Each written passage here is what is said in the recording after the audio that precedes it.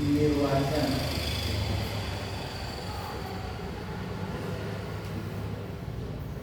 आज राष्ट्रपति का निर्वाचन में किनकी भागीदारी होती है उस विषय को देखते हैं।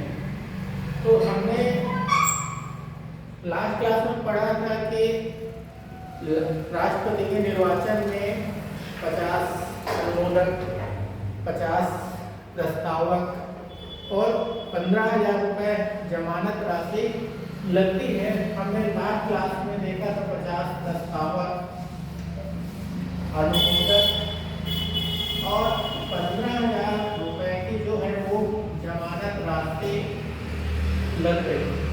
वो किसी भी रूप में हो सकता है, डीडी के रूप में हो सकता है, बहुत सारा प्रक्रिया है। आज उसके आगे हम देखेंगे कि निर्वाचन में कौन कौन भाग लेता है।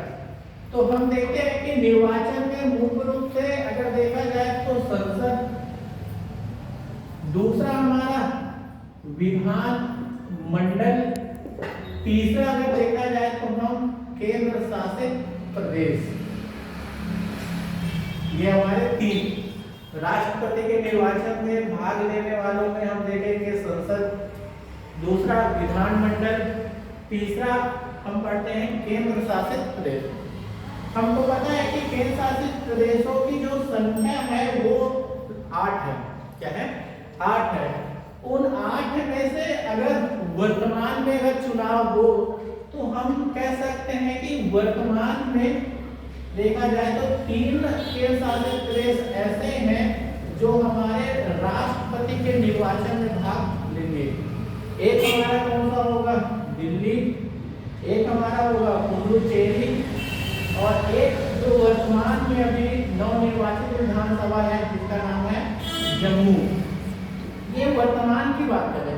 अगर इससे पहले अगर बात करें जो भी द्रौपदी मुर्मू जी का चुनाव हुआ था उनमें हमारे दिल्ली और पुडुचेरी 2 ऐसे केंद्र शासित प्रदेश थे जिन्होंने पार्टिसिपेट किया था।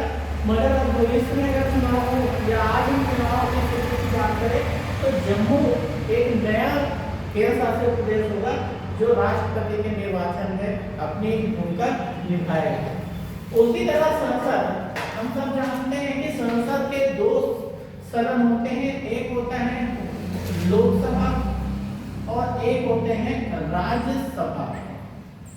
2, एक हमारा हो गया लोकसभा, हमने पढ़ा था, चर्चा में किया था। लोकसभा को निम्न सदन के नाम से भी जानते हैं, आम सदन के नाम से भी जाना जाता है।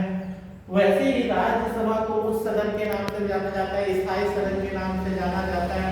स्थायी सदन इसलिए कहते हैं कि कभी भंग नहीं होता और निम्न सदन लोकसभा को कहा जाता है जो कभी भी भंग हो सकता है। तो यहाँ अगर हम आज की अगर परिप्रेक्ष्य में बात करें तो 543 सदस्य, आज के डेट में अगर बात करें तो लोकसभा में कुल सदस्यों की संख्या कितनी है? 543। कितनी? 500। तो आज हम बात करें तो ये 543 सभी सदस्य राष्ट्रपति के निर्वाचन में अपनी भागीदारी सुनिश्चित करेंगे, अपना वोट का यदि अपने मन का प्रयोग करेंगे। 543। अगर इससे पहले देखें तो हम पढ़ते हैं कि लोकसभा में 545 सदस्य होते थे। तो 545 में से तो 543 सदस्य निर्वाचित होते थे और 2 सदस्य जो होते थे वो क्या होते थे? मनोनीत। क्या होते थे? मनोनीत। और वो मनोनीत कौन होते थे? Anglo Indian. एंग्लो इंडियन मतलब आंग्ल भारतीय समुदाय। मगर संसद ने अपनी शक्ति का प्रयोग करते हुए 104वें संविधान संशोधन 2019 में इस एंग्लो इंडियन को समाप्त कर दिया गया, जो जनवरी 2020 से लागू हो गया। अगर आज बात करें तो एंग्लो इंडियन सदस्य हमारे लोकसभा में नहीं है। इसलिए हम कह रहे हैं कि वर्तमान में अगर चुनाव हो राष्ट्रपति का तो हमारे 543 सदस्य ही राष्ट्रपति के निर्वाचन में हिस्सेदारी लेंगे। उसी तरह राज्यसभा में बात करें तो एक होते हैं निर्वाचित सदस्य और एक होते हैं कौन सा?